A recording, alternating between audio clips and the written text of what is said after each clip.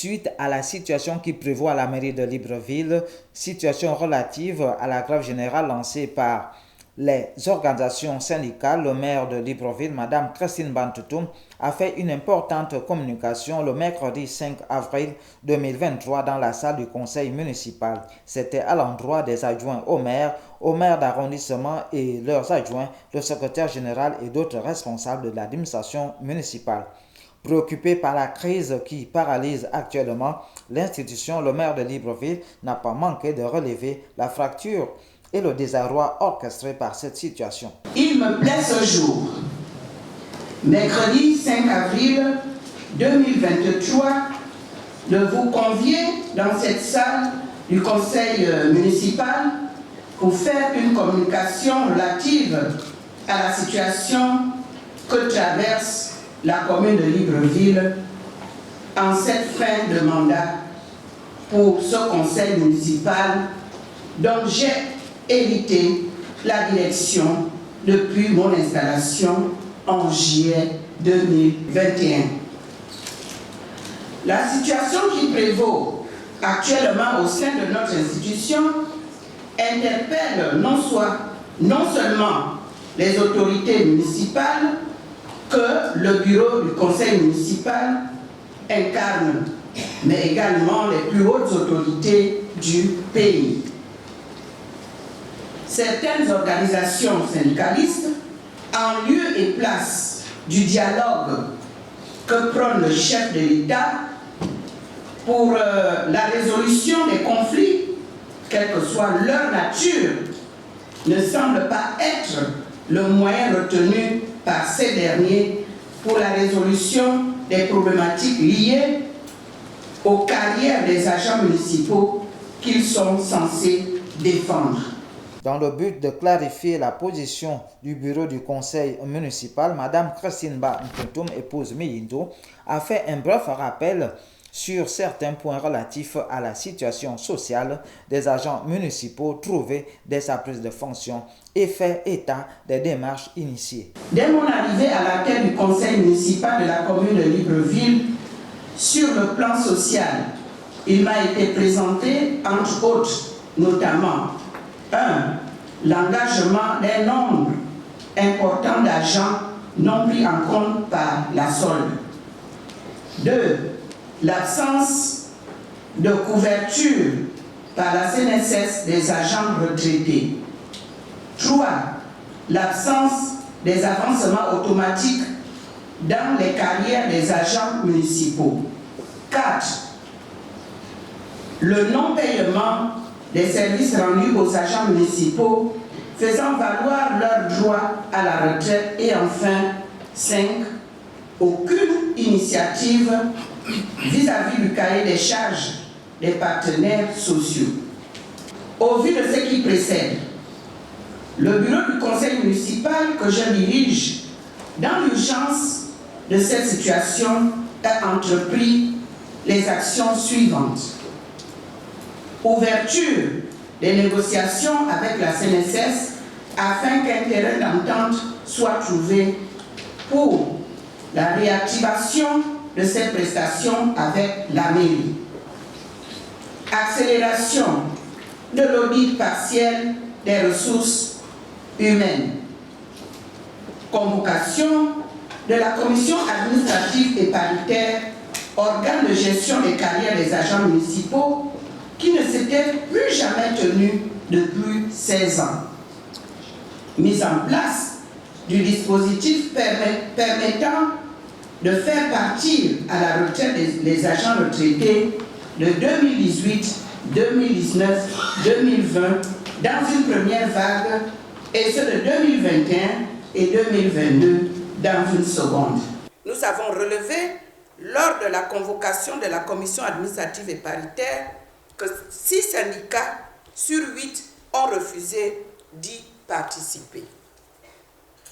Soucieuse de maintenir un cadre de dialogue permanent avec les partenaires sociaux, conformément à la vision du chef de l'État, j'ai convoqué ces derniers à une séance de travail pour aplanir les différends et voir comment aborder ensemble la situation des cahiers des charges. C'est suite à ces travaux entre l'administration et les partenaires sociaux que la commission ad hoc pour la négociation a été mise en place et qui a débouché à la signature d'un protocole d'accord. En dépit des avancées réalisées, ce protocole d'accord a par la suite été recusé par ces mêmes partenaires sociaux qui l'avaient pourtant signé et paraphé. Par la suite, face à des récusations, les partenaires sociaux ont sollicité la médiation de la tutelle gouvernementale. Le gouverneur de la province de l'Essuyère a été commis par le ministre d'État, ministre de l'Intérieur, de conduire cette médiation entre l'administration municipale et les partenaires sociaux. De cette médiation, il en ressort un procès verbal signé des deux parties. Donc les points à traiter à court terme sont les suivants. La mise en place effective du nouveau système de rémunération des agents municipaux. Le retour des fonctionnaires dont la présence dite irrégulière est constatée et avérée vers leur administration d'origine.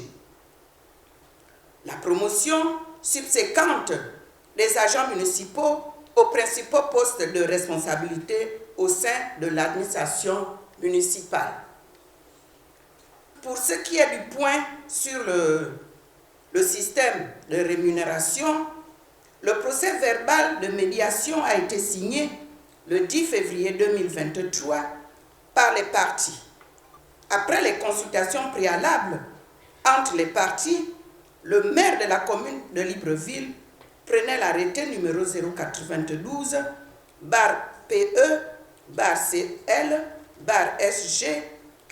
DCAJC du 9 mars 2023 portant création et désignation des membres de la commission ad hoc chargée de définir les modalités pratiques relatives à la mise en application du nouveau régime de rémunération à la commune de Libreville.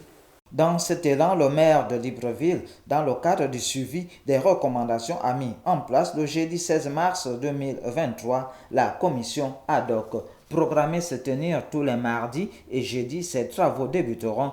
Le mardi 21 mars 2023, ils n'auront pas lieu car les représentants des syndicats exigeront de nouveaux préalables, à savoir l'exigence du départ des fonctionnaires en situation dite irrégulière, la prise et la signature d'un arrêté de nomination pour la promotion d'agents municipaux aux principaux postes de responsabilité avant le début de tous travaux.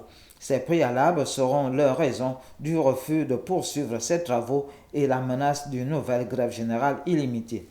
Malgré la volonté et la disposition du bureau du conseil municipal à discuter avec ses partenaires sociaux dans le cadre de la résolution des problèmes soulevés par ces derniers, ils ont opté pour des pratiques peu orthodoxes en violation des textes en vigueur qui se traduisent par la perturbation des activités des mairies et des opérateurs économiques. Par conséquent, le bureau du conseil municipal rappelle à toutes fins utiles que pour l'aboutissement de toutes ces sollicitations, celui-ci s'exécutera en fonction des délibérations du conseil municipal d'une part, des recommandations du gouvernement de la République d'autre part, a-t-elle clarifié.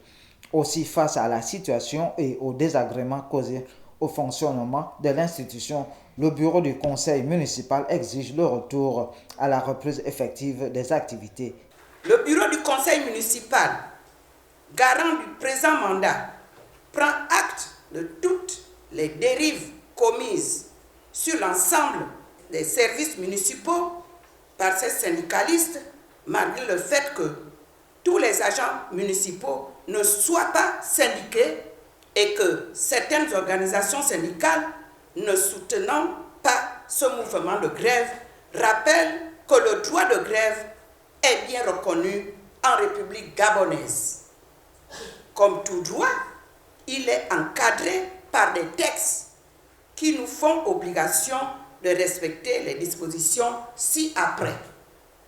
La nécessité d'épuiser au préalable toutes les voies légales de négociation, la garantie d'un service minimum, l'exercice du droit de grève par les agents publics à l'exclusion des agents exerçant les fonctions administratives, le respect du principe de la liberté du travail, la non-rémunération des journées de grève à l'exception des prestations familiales et suppléments liés aux charges des familles, les responsabilités civiles et pénales des membres du bureau des syndicats en grève en cas de dommages causés aux personnes et aux biens. Ainsi, j'instruis le secrétaire général de la mairie de Libreville et les secrétaires généraux d'arrondissement à l'effet de faire respecter ces dispositions sur l'ensemble des services municipaux. Le bureau du conseil municipal, par ma voix, y attache la plus extrême importance et engage les maires d'arrondissement, leurs adjoints, à y veiller.